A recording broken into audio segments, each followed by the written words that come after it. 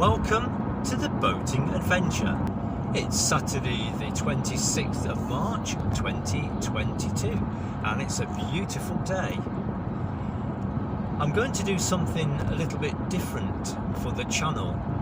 I'm going to meet up with one of the subscribers. Now I do like to act upon comments on the channel where I can, and it was suggested a little while ago that I might like to include other people's boats in the channel and do maybe a review or a little video about them. And that's what I'm going to do today. So I'm going to visit Andrew, who also, like me, bought a cabin cruiser as a project for him to work on, and that's what he is doing at the moment. It's by no means finished, it's a work in progress, but I thought it would be very useful to go and have a look at how somebody else is tackling a boat restoration project. I'm sure we can all learn from one another's experiences, especially when we're buying these boats that may be 40 or 50 years old. Often the solutions to the problems in repairing them aren't always obvious. You can't always get the correct parts, that kind of thing. So we do have to be a little bit inventive. So it'd be useful to see how he's getting on with his and what kind of things he's had to do to get to where he is today. So it's not too far away from the Swamp Duck, but it's in a marina just off the Coventry Canal. So that's where I'm off to today. So come and join me. If I had a boat and oceans to cross, then I would sail them. Since I have this promise to keep. Hiya. How you doing? All right? Good to see you. Good to see you. Thanks for letting us come and have a look at the You're boat. more than welcome. I'll have a good look around. Okay then. So tell me, what's the name of the boat then? It's a Dawncraft Dandy. Yeah. 19 foot. Yeah. Well, it's cathedral hull, GRP cruiser. So these cathedral hulls is a bit like a It's like a catamaran. catamaran, isn't it? Really? Yeah. And it sits higher in the water than a conventional V-shaped Yeah. boat. That's going to make it quite sort of stable as regards that way, isn't it? Yeah, they say it's the most stable boat Yeah. on the canal network and river networks. Just generally because it's sitting more stable Yeah. on top. Yeah. So it's all fiberglass, this particular it's one. all fiberglass. Because I was looking, and now the history of these goes back quite a way, and they were wooden, and then they've gone sort of like a hybrid, and then they went to all GRP. So, Yeah, I think the wooden ones were the earlier ones, which Yeah. were like the Dawncraft 27s Yes, or yeah. 25s. Yeah. But these have been very popular, and I have seen quite a few of these in this area actually, because it wasn't far from here when they were manufactured. Yeah, they're manufactured in Something like Stourbridge, Stourport area. Yeah. So at one time they were knocking out something like 400 of these every year. But then the basically the oil crisis made it come to an end, because the resin is from the derivative from the fuel, Yeah. and they just couldn't get it. So that's upped the price then, and it made it impossible for them to build them at any reasonable price. The story of Dawncraft boats starts in 1954 when George Wilson bought an old Thames launch, which he renovated, and along with his son Ralph and daughter-in-law Dorothy took the relaunched boat to Llangollen.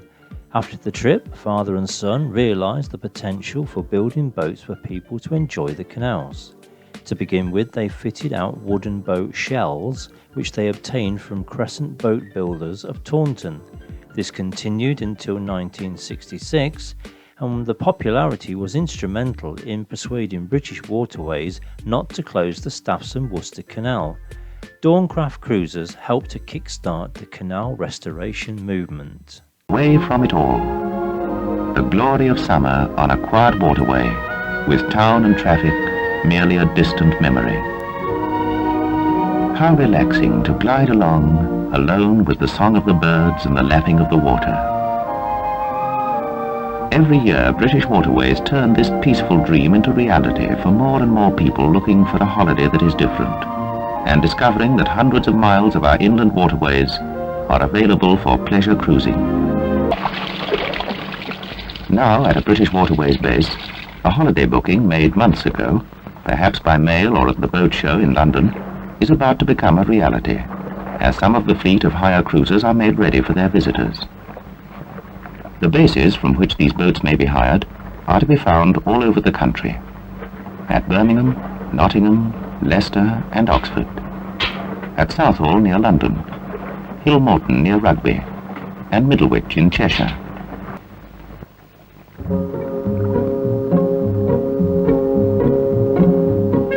Canal cruisers range from 2-berth craft for low-budget cruising to the 4 to 6-berth family boat, having all the amenities of a floating home. For a cruising holiday on a low budget, you can't beat the 19-foot-long water baby, as these girls have discovered. In addition to the 2 foam rubber berths, Cala gas ring and all necessary fittings, water babies, although they are really 2-berth boats, carry crockery and cutlery for 4 persons. This is because a 3rd adult or 2 kiddies can sleep in the well under the waterproof awning. The twin-cylinder Johnson outboard motor is mounted inboard in these boats, an installation that combines the advantages of both types of propulsion. So the way this is built, is it 2 halves or is it whole thing? I think it's actually 3. I think you have like a like the hull, and then you have a floor, right? And then they put the top, so it's kind of 3 sections. Yeah, that's what I think. Yeah, what I can make out. Yeah, but it's quite a square shape, isn't it? So it gives you a lot of room inside, I would think. Should be took this down really. Oh yeah. This all is solid top. Yeah. It does fold all the way. Yeah. The later craft had these. Yeah. The earlier craft was just like a canvas. And so is it easy to get to the engine? Or? Yeah. I'll show you that. Yeah. And a gas basket there. Yeah, gas basket. But you haven't got any gas at the minute. So. No, I refuse to have it. No. I don't think there's any need. Right. I think if you were on longer journeys and stuff, then you might maybe. And what's the horsepower? I got 15. 15. Yeah. That's about right, isn't it, for canals and rivers? 15 and stuff. Really, it's enough power. To be honest with you, they're such light boats. You can. Yeah. They normally come with a standard 9.9. Yeah. Electrics. Oh, it's a Parson. Yeah. I was looking at those the other day. That's a big heavy block. Yeah.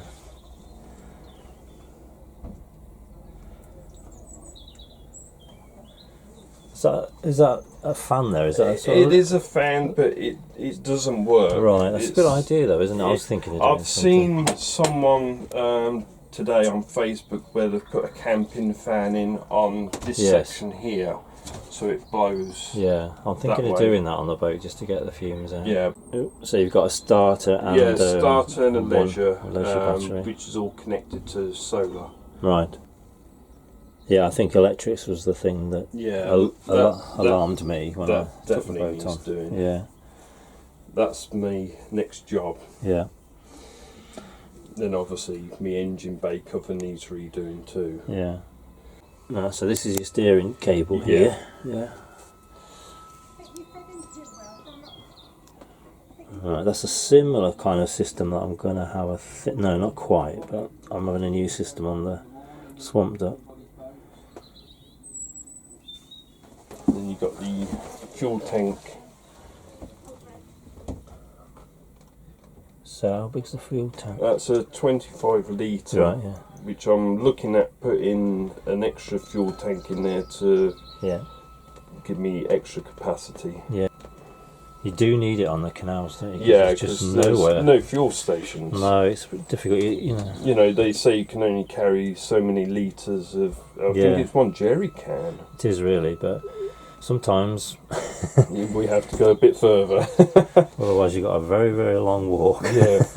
And I've done that a few times. I think if you put 2 fuel tanks in, tap it, like on a lorry, then you're going to have 50 litres of fuel. Yeah. So this is the inside. Well, you can stand up a little bit more than in mine. Mine's really low. I have to really stoop down, and it does your back in after a while. You got everything in it. LEDs. So have you got an inverter? No, I haven't. I don't run any kind of like computers or anything. But if I have to, I can get one like a. But you've got a shoreline here anyway, haven't you? Yeah, I've got a shoreline, which is just a camping. Yeah. Full freeway camping. Yeah, I know the ones. Yeah, adapter. that's what I've got on mine. So it's a nice boat, isn't it? So you've not slept on it yet? No. Dying to. Yeah. That's pretty good. And did you put this up? I put all the PVC up. Yeah. It came with a carpet liner, Yeah. and obviously it was a grey, which made it dark inside the boat.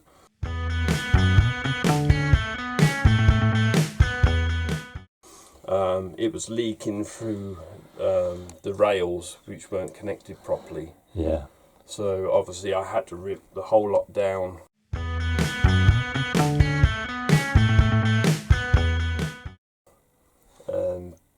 Secure the rails, then put a new liner up. I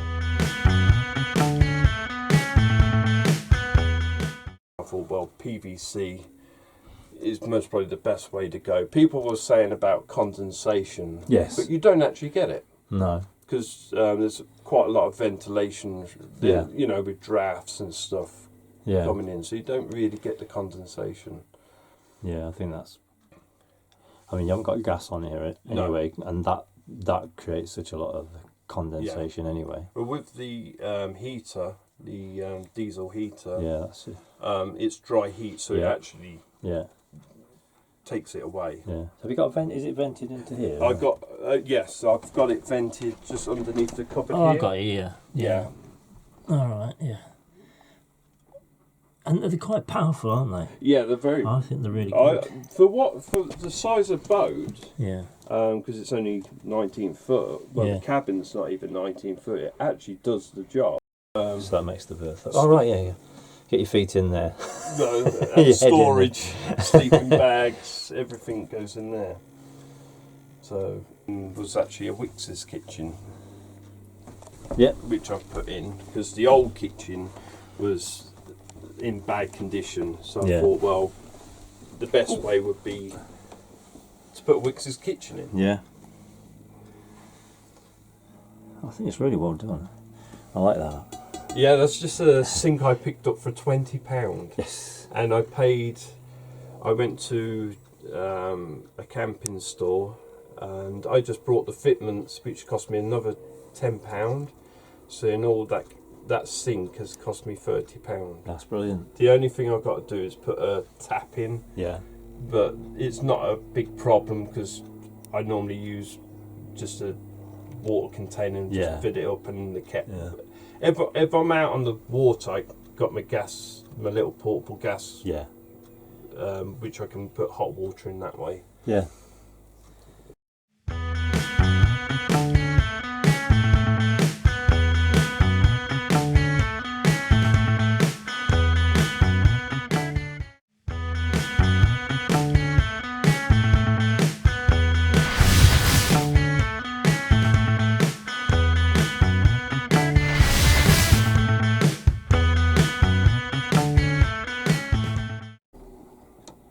Oh, that's quite spacious actually for the size of the the size of the boat. Yeah. Boat, yeah, you can manage with that. quite a lot of people take these out. Yeah. I've kept mine, but I kept mine as well. I think it's just nice to be able to shut the door. Yeah, just you shut the door and... Yeah. I've made it so it's quite private. So that's your secondary fire exit. Yeah. Yeah. Yeah, because I haven't got a hatch. No. Oh no, you haven't. The BSS requirement is it's got to be, I think it was 38 Yeah, there's a high. measure. Yeah. And the only way it would pass would be to put emergency exit. Well, to find emergency exit sign at a click of a finger was, and I came across this sign which was from a hardware store. Yeah. And I just put that in. I asked him if it was fine, and he said, "Yeah, that's fine. Yeah. As long as there's some other means of escape." Yeah. Otherwise, you could use your front window. Yeah, I have to use the front window, and the idea is it's plastic, so you've got to be able to just push it out. Basically, they will push out. Yeah. A lot of people when they have these boats, the main thing I find is they take this bow support away. Right. All it is a wooden frame. Yeah. And they take that away. What will happen is you'll walk on that front. Oh, it's just going to go. And it pops down. Yeah. And literally your glass would just come out. Yeah, that's not good. We had it when we brought the other boat. Yeah. That the glass was popped out, and I had to use a car jack to push it back up and put a new support in. Yeah. So that's one thing people do, and it's yeah. Don't do it. Don't take that away. No, that's a main support for a reason. Yeah. It's nice that take it away. It gives you loads of room, but you'll have that issue. Originally, these were 4-berth boats where you'd have beds going underneath. So you've got 2 extra beds either side at the back. At the back, out there? No, actually inside. In here? Yeah, Wow. if we open the cabin door. Right. If you unlatch the cabin door and pull I see. Wow. Down there is meant to be a bed. Gosh. So it was one either side. Yes.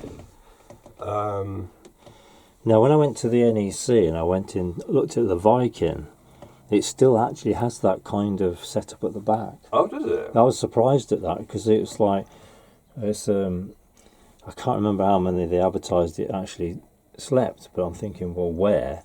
And then at the back, there was this sort of quite dark sort of cubby hole at the back, and it had like room for 2 people. Yeah. But it's amazing, isn't it, that when these were sort of built and that people used them for, a week's holiday with a family of 4. And I think we were smaller back then. we must have been, but they were quite happy to do it, weren't they? Yeah. And, my boat was kitted out before. I look at it now and I think, how?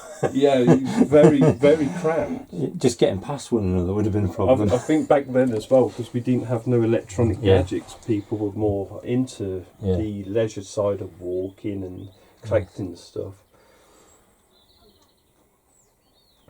It's more for pleasure. Yeah. It gets you out. It just gives you a better life, and the community on the actual canal, they're so friendly. That's the thing. I think I didn't understand that until I bought a boat. Just what a community there is. We used to just walk down the canal before I brought the boat, and it was just like, this is nice because you're just waving at people and saying hello to people, even just walking. And I was watching a lot of YouTube videos, and I think that's what got me into actually finally buying a boat from having wanted one when I was a kid. Yeah. So it's just a better community. And even if you're just sitting in the marina, it's nice. I found it's quite so nice that people will share ideas and even share the tools, and we'll give you a bit of something and say, well, I've used this, try this, and that. Yeah, even just down to like a zip tie. Yeah. Someone have you tried these? Yeah. It's like, I've got a zip tie for you. I'm at the boat and I'm stuck and I'm thinking, I forgot to bring such and such with me, and I'll pop next door and you haven't got one of those, have you? Yeah, Yeah, it is a friendly community. Yeah, I think that's to me, that was one of the finds of the whole experience that I didn't sort of maybe appreciate in the first instance.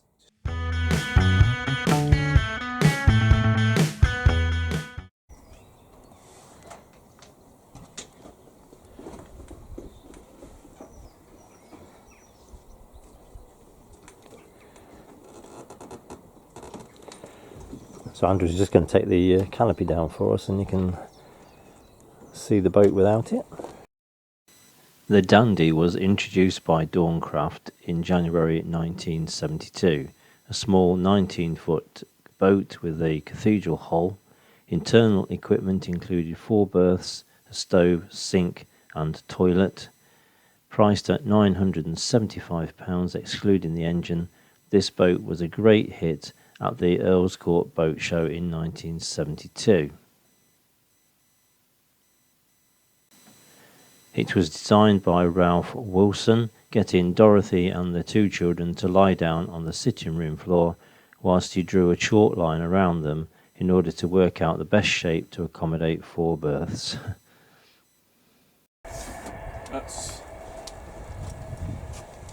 That's how I like to. Yeah. If just the weather's overhangs a little nice, bit. it's brilliant. I just love having the top down.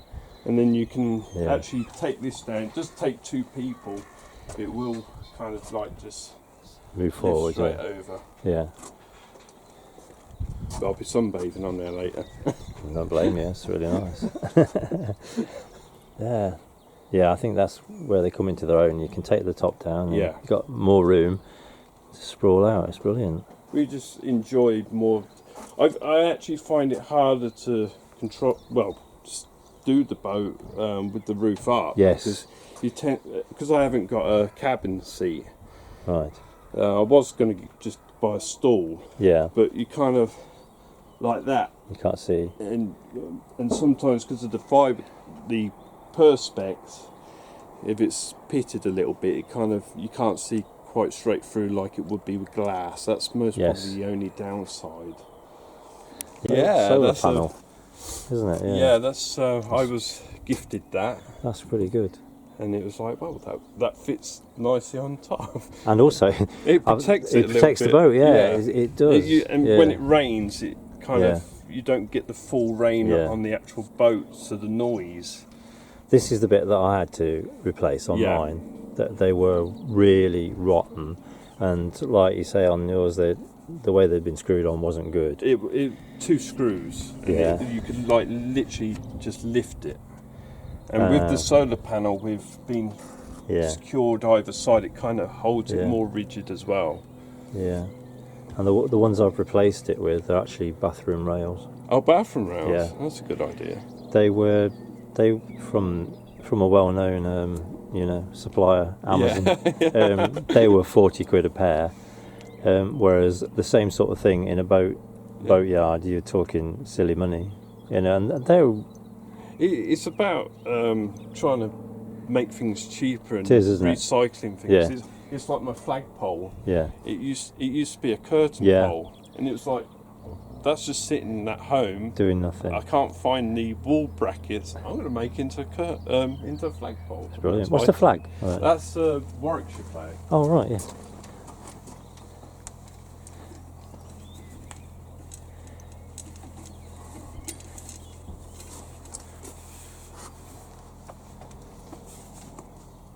Brilliant. It's a nice Warwickshire flag. Yeah.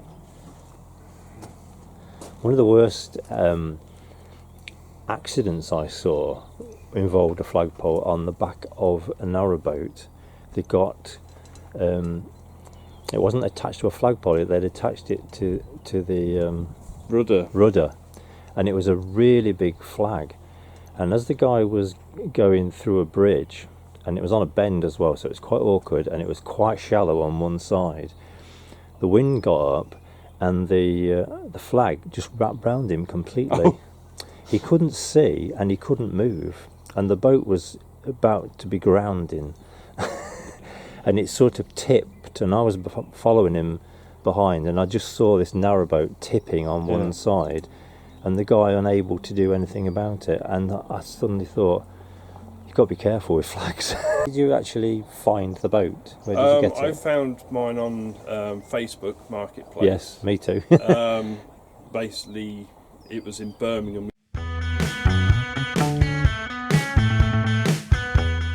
which is fairly local to here, but bringing it back weren't so local when it takes 3 days. No, because you've got a lot of locks to get through. There was 51 locks. Yes. So that was... So you got the farmers locks and... farmers, Aston locks, Glasscut locks. Yes. The ones what run up by Kingsbury. I'm not quite sure the name of them ones now. And I know the ones, yeah. And then you got the Atherson locks. They're not so bad, are they? Because they're very quite often more spread out. and they're very often manned up this end, aren't they? Yeah. Where Birmingham locks, it's a matter of you start one, you got 13 to do, and then you got another 11 to do straight after. I just found it interesting going in those locks under all those buildings. It's amazing. They actually just reopened the locks last year, been shut for so long that there was one lock there which is kind of weird because they have a railing alongside it, so you can't actually get off your boat. No. And when you came down, they had still like a metal fencing blocking the pathway off. So it was kind of... Well, you didn't bring it back solo then? No, I actually had a friend help me and my wife. Right, because when I did the Birmingham stretch, that was one of the things I thought, how do you do this solo? Because you can't moor up very easily. I actually find it easier to walk the boat through the lock. Yes. Than to drive it through. Yeah. Because there's such light craft. Yeah. But you went from one lock, and before you could get to the next one, there was nowhere to tie it up. No. So it was kind of like you've got to remember to open the next lock first. Yeah, you've got to kind of like work a lock in front of yourself. Yeah. As they say, oh, you should keep an eye on your boat, but it's like, it's only down there, I can quickly run down. Yeah, that's the only way I could see that you could do that stretch on your own. Yeah. It's hard work. It is. When we done it, we were novices anyway. Yes. So it's like, oh, we've got 51 locks to do in 3 days. Yeah. And for a complete novice, it was a learning curve. It was a big learning curve. So if you came from here, you could actually come all the way up to the top of the Ashby and not meet a lock. Not meet a lock. No. That's brilliant. The only locks are the Atherstone flight and the Hawkesbury Junction stop lock. Yeah, that's nothing. Which is 2 foot. I think. It's nothing, is it? That's the only locks around here. Yeah. And it's nice because we can actually go into Coventry as well, which has got a nice basin. That's my next trip. I want to do that. Is it?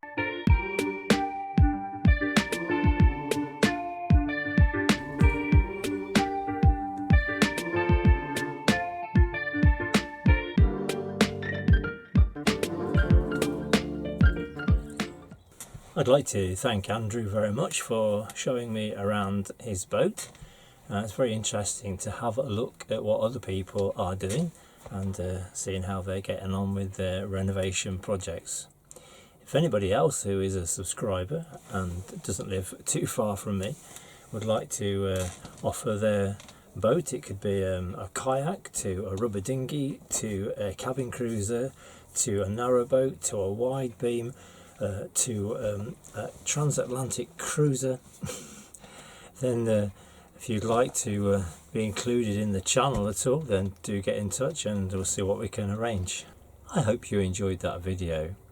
If you haven't yet subscribed to the channel, then please press the subscription button, which appears on the bottom right hand corner of the screen on a mobile phone or tablet throughout the video. And please press the bell icon on the home page of the channel and you'll be notified by YouTube each time I upload a new video. Please give us a thumbs up and make any comments below, as I do enjoy reading them and I will respond to each and every one of them. So thank you very much for watching and do take care. I'm putting on a show for